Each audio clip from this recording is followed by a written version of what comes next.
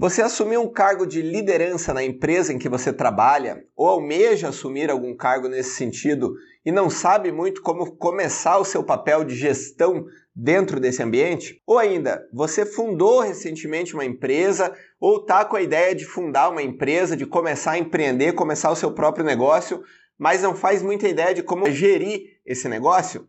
Pois bem, esse é exatamente o tema do vídeo de hoje. Vem comigo que a gente vai se aprofundar um pouquinho nesse assunto. Bom, pessoal, como de costume, nessa nossa minissérie aí de princípios básicos de gestão, a gente vai usar como base aqui nos primeiros vídeos da minissérie o livro Gerenciamento da Rotina do Trabalho do Dia a Dia, professor Falcone. Disclaimer de sempre, muito importante fazer a leitura desse conteúdo se você está nesse papel de gestão, de liderança. E mais importante ainda do que ler, é você ler junto com as pessoas da sua equipe, tá? Executando a Kumbuka. A gente já falou sobre a Kumbuka como técnica de leitura aqui nesse canal, então eu vou deixar o vídeo aqui para vocês na descrição. E é muito importante para que você de fato aprofunde nos conhecimentos que o livro traz, discuta com seus colegas e, mais importante de tudo, coloque isso em prática, porque só o conhecimento prático de fato muda o jogo e faz com que as coisas deslanchem aí, tudo bem? Então, excelente leitura, recomendo demais e vamos lá ao conteúdo. Então, pessoal, vamos aqui, você acabou de ser promovido ali para coordenador, gerente da área em que você trabalha, ou você acabou de fundar uma empresa e trouxe algumas pessoas de sócio ou até de colaborador para trabalhar com você, e você está ali meio perdido sobre o que é a gestão do negócio e por onde eu devo começar. Bom, nesse cenário de uma empresa mais robusta, por exemplo, em que você pegou um cargo de liderança, a primeira coisa que você deveria fazer é sentar com a equipe, com as pessoas e definir uma área que não está indo muito bem, uma área que tem problemas ali a serem resolvidos. Afinal de contas, como a gente já discutiu no primeiro vídeo, gerenciar é resolver problemas, problemas bons e problemas ruins, e muito importante esse conceito, tá no vídeo anterior, vou deixar aqui para vocês também acompanharem. Uma vez sentado ali então na mesa com o pessoal, é importante incentivar um processo de brainstorming, por exemplo, para que as pessoas comecem a falar potenciais dores, problemas, coisas que não funcionam tão bem naquela área. Então, todo mundo fica à vontade. Brainstorming não é o momento de julgar as ideias, e sim de deixar fluir, de jogar tudo para fora. A tradução literal aí seria uma chuva de ideias, né? Uma chuva mental. Então, o brainstorming é justamente isso, deixa sair tudo que está na cabeça, sem julgamentos. E quando a gente tiver ali uma lista relativamente grande de problemas que todo mundo comentou e foi elencando, a gente vai perceber que certamente a gente vai ter dois tipos de problemas, a gente vai poder categorizá-los em duas categorias de problemas, problemas localizados e problemas interfuncionais. Esse aqui é um primeiro conceito bastante importante aqui desse vídeo.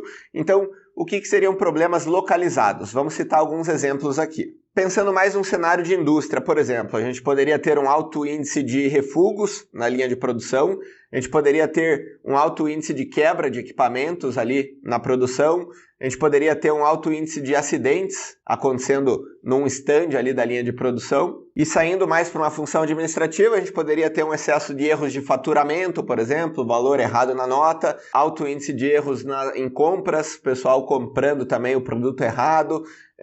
Então, esses seriam exemplos de problemas localizados.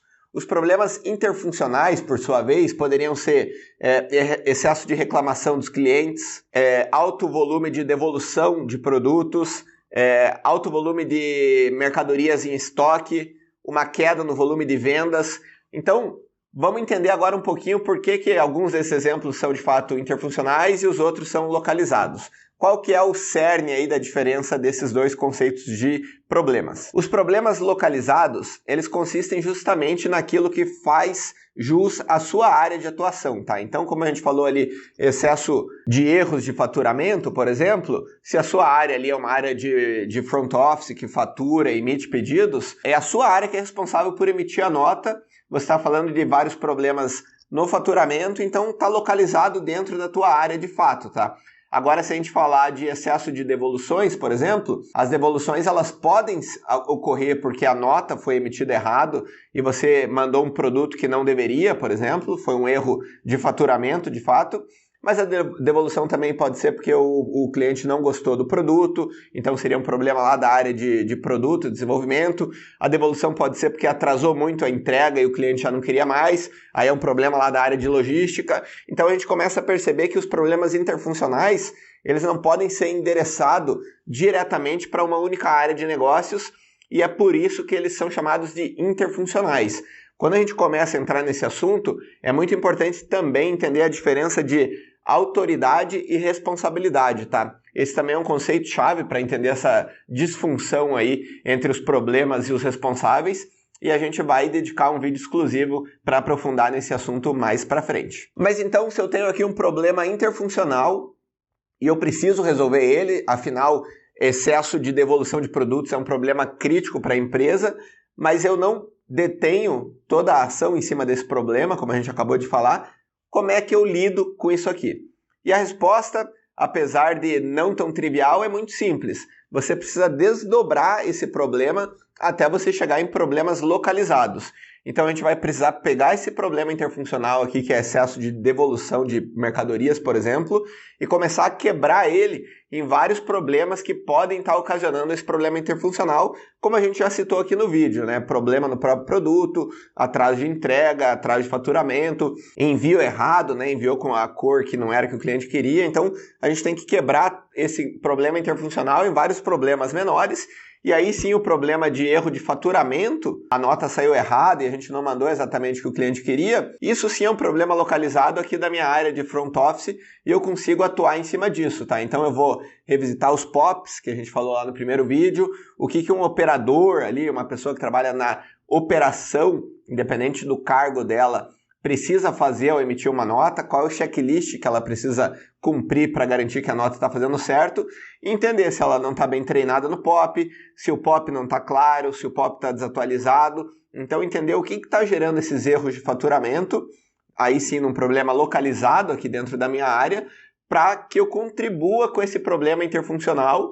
E os outros problemas localizados desse problema interfuncional têm que ser tratados em suas respectivas áreas, né? Então lá na logística, na área de produto e assim por diante, para que a gente desdobre, resolva os problemas menores, atacando o problema principal e interfuncional. Ficou claro? Uma vez então que eu tenho uma lista já filtrada apenas para problemas localizados dentro da minha área de atuação aqui, na qual eu sou o gestor, o líder, a gente vai para um segundo processo muito importante, que é o processo de elencar itens de controle para esses problemas localizados. Então, o que é um item de controle? Nada mais é do que uma métrica que me mostre se aquele problema está evoluindo, se ele está regredindo ou qualquer outro, ou se ele está estável, né? Então o item de controle ele deve ser a principal métrica relacionada com aquele problema localizado que a gente escolheu. Vamos pegar alguns exemplos? Então, no caso de erros de faturamento que a gente falou aqui há pouco, o item de controle poderia ser a taxa de notas fiscais emitidas com algum erro. O que seria isso? Número de notas com erro dividido pelo total de notas emitidas. Eu teria uma taxa, então, obviamente, em porcentagem, de quantas notas eu tenho emitido errado. Esse seria o meu item de controle. Vamos dar um outro exemplo aqui, na parte de refugos lá de peça. Qual é a quantidade de peças que eu estou tendo refugo na minha linha de produção?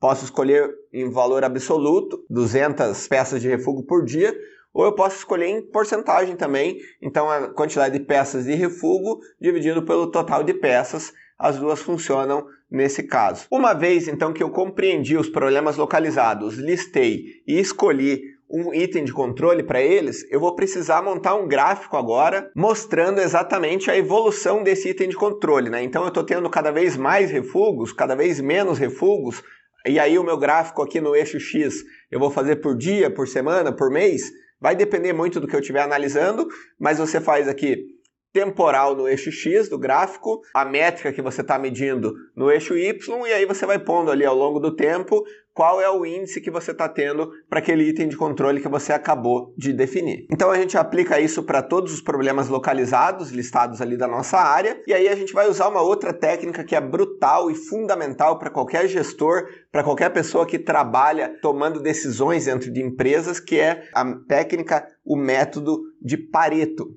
Você já ouviu falar? Muito simples. Pareto diz que 80% do nosso resultado ele vem de 20% das nossas ações. 80% dos nossos problemas, ele vem de 20% das coisas que a gente faz. Então é uma regrinha 80-20, que com certeza você já ouviu falar, e quando a gente aplica análises em dados, em empresas, a gente costuma achar o Pareto ali com bastante frequência. Então a gente sempre tem ali uma concentração em pequenas coisas que são responsáveis por um grande impacto, assim. Então isso é uma regra que acaba se repetindo muito dentro das empresas e dentro da nossa vida de um modo geral. Então conhecer bem o método de Pareto é muito importante e a gente vai usar justamente o Pareto para olhar todos os nossos problemas e definir qual é ou quais são aí no máximo 2 ou 3 problemas ali dessa lista que impactam a gente em 80% do nosso resultado, 80% das nossas dores ali, provavelmente vão estar concentradas em poucos problemas. E aí, aplicando o Pareto, é importante que a gente escolha um problema, já que a gente está começando agora a fazer a gestão ali da área, a aprender a como conduzir esses processos, a gente vai escolher um único problema localizado, de preferência, o que gera o maior impacto ali para a nossa área, tudo bem? E aí, pessoal, uma vez que a gente fez todo esse trabalho e escolheu o problema prioritário, principal, que a gente vai priorizar ali dentro da nossa metodologia de trabalho, é muito importante que a gente se debruce naquele gráfico que a gente fez ali da série histórica e olhe ali num período de 6 meses, 1 ano, como é que a gente estava evoluindo em relação àquele item de controle e a gente estipule uma meta, então, para que a gente vá buscar em relação a esse item de controle, a essa métrica. E essa meta, ela precisa, como a gente já falou aqui no canal e em outros vídeos, obrigatoriamente conter 3 pilares. Toda meta precisa ter esses 3 pilares, que são objetivo, valor e prazo. Para uma meta ser minimamente robusta, ela tem que ter esses 3 pilares. E aí, voltando no nosso exemplo, então, de refúgio, a gente quer diminuir a quantidade de refugos, objetivo, em 20%, valor, até o final do semestre, prazo.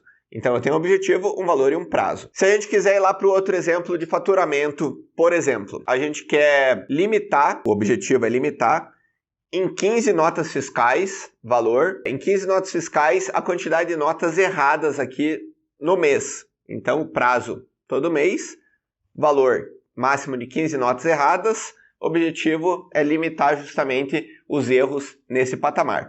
Então, gravem isso, é sempre importante a gente ter esses 3 pilares aqui, objetivo, valor e prazo nas metas.